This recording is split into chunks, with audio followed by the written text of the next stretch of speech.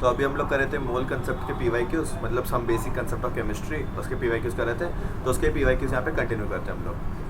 तो next question क्या बोल रहे हैं यहाँ पे, assuming fully decomposed the volume of CO2 released at STP on heating 9.85 gram of BaCO3।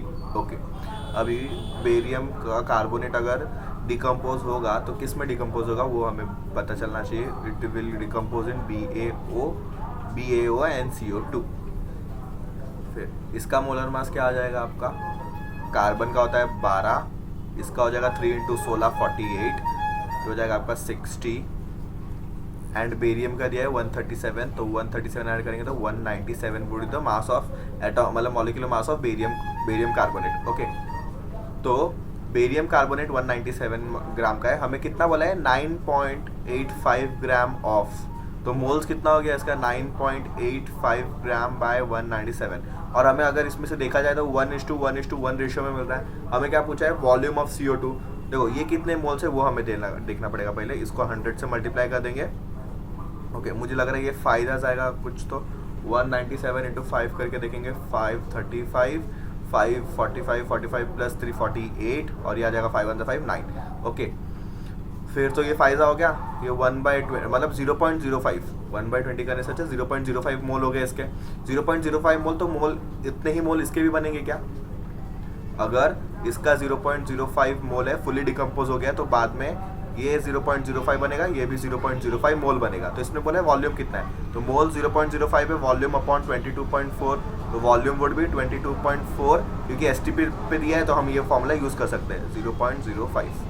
तो इसको अभी मल्टीप्लाई करेंगे 244 × 5 करो, 20, 10, 12 और 10 और 11, कितने जीरो है, 3 जीरो है आपके पास टोटल मिला के, तो 1.12 हो जाएगा आपका वॉल्यूम। तो option number C would be the correct answer. Hemoglobin contains this much percentage of carbon by weight. The molecular weight of hemoglobin is approximately this. The number of iron atoms, Fe 56 उसका मास है, present in one molecule of hemoglobin is okay. देखो कोई भी चीज़ का percentage निकालना है तो हम लोग उसका क्या करते हैं, जैसे कि अभी आगे जाके हम लोग फॉर्मूलाज करेंगे, हमें इंपेरिकल फॉर्मूला निकालना रहेगा या तो परसेंटेज कॉम्पोजिशन निकालना रहेगा। तो परसेंटेज का क्या होगा, उसके कितने नंबर ऑफ एटम्स है, नंबर ऑफ एटम्स, इस केस में हम लोग बोलेंगे percentage of Fe in haemoglobin is equal to number of atoms of iron, number of Fe atoms into क्या होगा उसका मॉलिक्यूलर मास, इसका सॉरी एटॉमिक मास कितना है इसका 56, और उसका टोटल मास कितना है पूरे हीमोग्लोबिन कंपाउंड का, एक हीमोग्लोबिन का हमें दिया है 67200 अप्रॉक्सीमेटली। तो हमें क्या पूछा है, नंबर ऑफ एटम्स पूछा है क्या, तो हमें नंबर ऑफ एटम्स पूछा है तो उसको एक साइड पे रखो, बाकी सबको लेके जाओ। तो 67200 into percentage of Fe upon 56 is equal to number of atom, जो हमें आंसर चाहिए। अब 56% है ना, मतलब ये परसेंटेज में, तो इसका कितना दिया 0.0334 परसेंटेज, मतलब नीचे 100 आ जाएगा, तो 2 0 से 2 0 कैंसिल, 672 इंटू आपका 334 अपॉन 56, ये 1 2 3 4 0, तो मैं इधर 1000 लिख देता हूँ इतना। Okay, into n। अब इसको कट करने के सिवा और कुछ है ही नहीं हमारे पास ऑप्शन। 2 से डिवाइड करो, 2 से डिवाइड करो तो आ जाएगा आपका 2 2 ज़ा 4 128 आ जाएगा। 2 से डिवाइड करेंगे 2 3 ज़ा 1 एंड 2 6 ज़ा। ओके, अगेन 2 से डिवाइड करेंगे 2, मुझे लग रहा है ये 4 से डिवाइड होगा, 36 और 28, 4 से डिवाइड करेंगे तो 7, 4 से डिवाइड करेंगे तो 4 8 ज़ा 32 1, 4 4 ज़ा 16। ओके, तो 1 ज़ा 7 1 ज़ा 7 1 ज़ा, तो यहाँ पे 12, तो 12 334 इंटू 12 करो और डिवाइडेड बाय आपका आ जाएगा 1000 के आसपास। ओके, इन सबको करेंगे, अभी करना ही पड़ेगा हमें, और कुछ चारा भी नहीं है। इसको इसके साथ मल्टीप्लाई करते देखो, 12 इंटू 3 अप्रॉक्सीमेटली 36 आना चाहिए, बट क्योंकि ये भी नंबर है तो अप्रॉक्सीमेटली 4000 के आसपास आ जाएगा क्या, डिवाइड बाई 1000 तो 4 आ जाएगा। अगर हमको करके भी देख रहे हैं तो हम लोग कर सकते हैं, ये अप्रॉक्सीमेशन कर दिया हम लोग ने। 12 4 ज़ा 48, ओके 12 4 ज़ा 48 हो गया, फिर 12 3 ज़ा 36 प्लस 4 40, फिर 12 3 ज़ा 36 प्लस 4, यही आया क्या, तो 4008 अपॉन 1000, ये आ जाएगा, मतलब 4000 ले लो, इसको आ गया 4। अप्रॉक्सीमेट करके भी हम लोग ने वही लिया है और कैलकुलेट करके भी मैंने बताया कैसे लाना है, तो ऑप्शन नंबर C करेक्ट हो जाएगा। Number of significant figures in the for the 3 numbers 161 centimetre, 0 point this and 0 point this, कितना सिग्निफिकेंट फिगर्स है, तीनों में ही 3 सिग्निफिकेंट फिगर दिख रहे हैं आपको। देखो सिग्निफिकेंट फिगर्स का क्या रूल है वो अप्लाई करना है आपको। देखो यहाँ पे तीनों के तीनों हो जाएंगे क्योंकि इसमें डेसिमल नहीं है। डेसिमल वाले में डेसिमल के पहले जीरो काउंट नहीं होते, बाकी के इसमें तीन हो गए। डेसिमल के पहले के जीरो, और देखो ये जीरो काउंट नहीं होगा। ओके, डेसिमल के बाद अगर जीरो है वो भी काउंट नहीं होगा। अगर समझो ऐसा कुछ रहता था 1601 तो ये काउंट होता था, ये जीरो काउंट होता था। मतलब the zero integer between two non zero individual after decimal is counted. ये स्टेटमेंट्स हैं, तो तीनों में ही आपके तीन तीन हो जाएंगे क्योंकि ये दो नॉन जीरो के बीच में क्या जीरो नहीं, तो ये भी नहीं आएगा, ये डेसिमल के पहले वाला नहीं आएगा, तो इसमें तीन, इसमें तीन, इसमें तीन, तो तीनों में ही तीन तीन है, तो 3 3 3 respectively. Weight of one molecule of a compound this much is, क्या पूछा है इसमें? मॉलिक्यूल ऑफ कंपाउंड का वेट पूछा है। 60 कार्बन है, एक कार्बन का वेट 12 है, प्लस 22 हाइड्रोजन है, उसका एक सबका एक रहता है, इज इक्वल टू 22 प्लस 720 हो जाएगा। 12 6 720, 720 प्लस हो जाएगा 742। वेट मिनट, ये क्या हो जाएगा? 12 6 72, 742 हो जाना चाहिए। यहाँ पे 122 हाइड्रोजन दिया तो 122 होगा, तो ये 842 होगा। 122 है, नंबर गलत दे दिया हम लोग ने, तो 122 तो 842 होगा। अभी इन लोगों ने क्या बोला है, इसको ग्राम्स में लेके आना है, ऐसे नहीं देना 842 मतलब इसका कितना ग्राम्स होगा। देखो हमें पता है ग्राम्स में लाने के लिए हमें ये यूज़ करना पड़ता है 1/Na। ओके, 1/Na क्या होता है? 1.66 इंटू 10⁻17 ग्राम्स, -27 ग्राम्स, -127 kg होगा, is equal to 1.66 into 10⁻24 grams, ये होगा 1/Na। तो इसको इससे मल्टीप्लाई करेंगे क्योंकि ग्राम्स में लाना है, तो 842 इंटू 1.66 इंटू 10⁻24, इन दोनों को मल्टीप्लाई करो 1.66 इंटू दिस, आपको आ जाएगा आंसर कितना आ जाएगा, मैं डायरेक्टली बता दे रहा हूँ। Option number B would be the answer. Okay, option number देखो, ये प्लस वाला नहीं आएगा, प्लस वाला नहीं आएगा, ये और यही में फर्क आएगा, तो इसको मल्टीप्लाई करके डायरेक्टली पता चल जाएगा कि आपको क्या करना है। Okay, next is the final answer of the expression. In the final answer of the expression the number of significant figures is, क्या आपको सॉल्व करना है क्या? इतना टाइम है आपको कि ये मतलब माइनस करोगे, फिर मल्टीप्लाई करोगे, फिर डिवाइड करोगे? नहीं, देखो मल्टीप्लिकेशन डिवीजन बोला है ना, अगर मैं इसको माइनस भी कर दूँ इतना तो मैं कर ही सकता हूँ। 29.2 और 27 और 20.2 जीरो, और यह आ जाएगा 9.0 हो गया। ओके, 9.0 हो गया, और ये हटा दो, ये आ गया, इसका तो कुछ काम नहीं है सिग्निफिकेंट फिगर्स के लिए, ये और ये। तो least number of significant figures किधर है? मल्टीप्लिकेशन डिवीजन में आपको देखना है least number of significant figures किसके पास है। तो least number of significant figures देखो किसके पास है, यहाँ पे सारे के सारे ऑप्शंस में देखो, यहाँ पे 3 सिग्निफिकेंट, 3 सिग्निफिकेंट, 3 और 3 सिग्निफिकेंट, 3 सारे के पास 3 ही है, तो आंसर में भी डायरेक्टली 3 सिग्निफिकेंट ही आएगा। आंसर तो कुछ भी आ सकता है, बट उसमें हम लोग फाइनल आंसर लिखेंगे तो 3 सिग्निफिकेंट फिगर्स ही लिखेंगे, समझो कुछ भी ऐसा आंसर आया, तो ऑप्शन नंबर आपका ये करेक्ट हो जाएगा, सी वाला। Okay, now if Na is Avogadro's number, then number of valence electrons in 4.2 gram of nitride ion, nitride ion क्या है? N3 minus ion है आपका nitride ion। Na is Avogadro number, then the number of valence electrons in, okay, पहले nitride ion में कितने valence electron है वो देख लो। देखो valence electron पूछा है, हमें स्ट्रक्चर बनाना है पहले, N का ये स्ट्रक्चर होता है, ऐसे 3 N है आपके पास। ओके, 3 N है। अभी नाइट्राइड आयन, मैं अभी पागल जैसा ये कर रहा हूँ, 3 नाइट्रोजन नहीं है, शिट, 3 नाइट्रोजन नहीं है, नाइट्रोजन के ऊपर -3 है, तो नाइट्रोजन के पास हमें पता है 5 इलेक्ट्रॉन्स रहता है। ओके, 5 इलेक्ट्रॉन्स रहते हैं इसमें वैलेंस में, और ये 3 ऐड हो गए तो 8 इलेक्ट्रॉन हो गए। क्या वैलेंस इलेक्ट्रॉन पूछा है? देखो नाइट्रोजन के पास एक्चुअली में तो आपके 7 इलेक्ट्रॉन्स रहेंगे, उसमें से 2,5 होगा ना, तो वैलेंस तो यही 5 हो गया ना, +3 क्योंकि आपका नेगेटिव चार्ज 3 का है, तो 8 इलेक्ट्रॉन हो गए, तो एक नाइट्रोजन के पास 8 इलेक्ट्रॉन है। अभी 4.2 ग्राम ऑफ नाइट्रोजन में कितने एटम्स है उसके वो दिखना है। 4.2 नाइट्रोजन का आपका ये क्या है? 28 नहीं 14 आएगा, क्योंकि एक ही नाइट्रोजन है ना। 28 तो N2 का होता है, 14 आ गया इनटू, ये हो गया आपका मोल्स इनटू, अभी कितने एटम्स है, तो N into Na into atomicity होगा। ओके, एटॉमिसिटी तो एक ही है, तो इसको अगर 10 कर लो तो 1 ज़ा 3 ज़ा, तो 3Na/10। ओके, इसको मल्टीप्लाई करना पड़ेगा 8 से। क्यों 8 से? क्योंकि एक इतने सारे एटम है, एक के पास 8 है, तो इतने एटम्स के पास कितना रहेगा वो निकालना है ना, तो इतने एटम्स के पास 8 रहेंगे, मल्टीप्लाई करो 8 से, तो ये जाएगा 24/10 Na, तो हो जाएगा आपका 2.4 Na।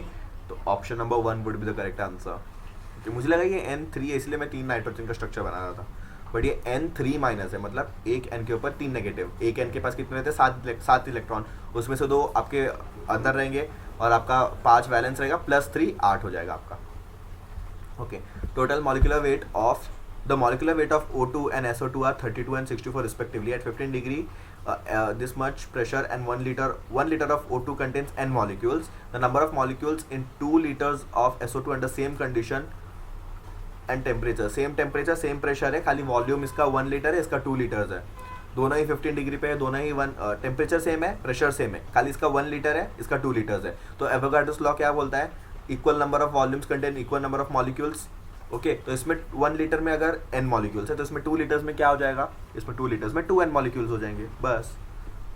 Boron has 2 stable isotopes, B10 19% है और B11 81% है। एवरेज एटॉमिक मास, मैंने ये पिछले वीडियो में भी आपको बताया था कि एवरेज एटॉमिक मास जो ज़्यादा अबंडेंस में रहेगा उसकी तरफ आएगा। तो 11 के आसपास का आंसर कौन सा है, 11.2 नहीं होगा। देखो हमेशा और हमेशा 10 और 11 के बीच में ही आपका एवरेज आएगा, कोई भी एवरेज निकालते हो आप, समझो 2 5 6 3 4 9, तो इसका आंसर, इसका एवरेज 1 2 3 4 5 6 का एवरेज अगर आपको टेंटेटिवली निकालना है ऑप्शन में से, तो 2 और 9 मतलब हाईएस्ट और लोएस्ट नंबर के बीच में ही आएगा हमेशा। ये 1.5 नहीं आ सकता आंसर, इसका आंसर कभी भी, मतलब इसका अगर एवरेज निकालोगे तो 1.5 कभी नहीं आएगा, मतलब 2 से कम नहीं आएगा, या 9.5 कभी नहीं आएगा, मतलब 9 से ज़्यादा नहीं आएगा। तो मतलब 2 और 9 मतलब लोएस्ट और हाईएस्ट के बीच में ही आंसर आएगा। तो 11.2 आएगा क्या, नहीं, इट वुड बी 10 और 11 के बीच में कौन आंसर है, 10.2 10 और 10.8, तो 11 के आसपास कौन सा है, 10.8, तो डायरेक्टली यही लिख दो। मैंने बोला था जो ज़्यादा अबंडेंस में रहता है उसके पास आपका एवरेज एटॉमिक मास लाई करेगा। ओके, उसके आसपास का ही कोई नंबर रहेगा, तो ऑप्शन नंबर ए हो जाएगा correct. The number of oxygen atom in 4.4 gram of CO2, oxygen atom बोला है, पहले हम लोग निकालते हैं कि CO2 एटम कितना है, क्योंकि एक CO2 मॉलिक्यूल में 2 ऑक्सीजन है, एक CO2 मॉलिक्यूल में 2 ऑक्सीजन है, तो CO2 मॉलिक्यूल जितने रहेंगे उनका 2 टाइम्स करेंगे तो ऑक्सीजन एटम मिल जाएगा। तो CO2 के मॉलिक्यूल्स कितने हैं पहले वो देखो, CO2 का मॉलिक्यूल्स 4.4 × 44 × Na, ये आ जाएगा 1.1, 0.1 Na इसका है, तो इसका क्या हो जाएगा 0.2 Na, 0.2 Na हो जाएगा। तो Na को इसमें मल्टीप्लाई कर दो क्योंकि 10⁻23 दिख रहा है हमें, तो 6 इंटू आपका अगर अप्रॉक्सीमेटली करेंगे 6 × 2 करेंगे तो 1.2 हो जाएगा, और ये आ जाएगा first answer.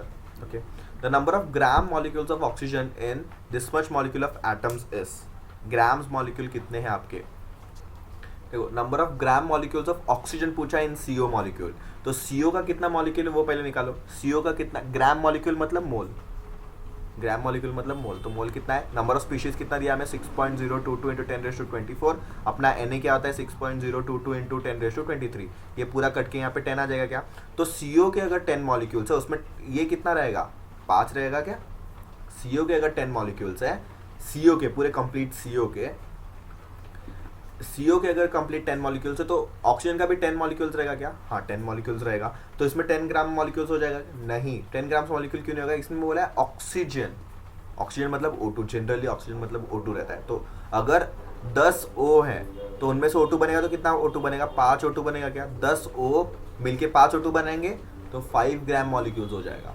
Okay, this is a थोड़ा ट्रिकी क्वेश्चन, अगर आपने मतलब 10 CO मॉलिक्यूल्स है तो 10 O मॉलिक्यूल्स भी हो गए, ऐसा भी कर लोगे अगर आप, तो डायरेक्टली आपका रॉन्ग हो जाएगा, क्योंकि O2 मॉलिक्यूल्स, ऑक्सीजन बोले तो जनरली हम लोग O2 लेना चाहिए हमें। ओके, देखो अगर देखा जाए तो ये बहुत ही पुराना क्वेश्चन 1990 का क्वेश्चन है, पुराना है, अभी यूज़ नहीं होता है इतना।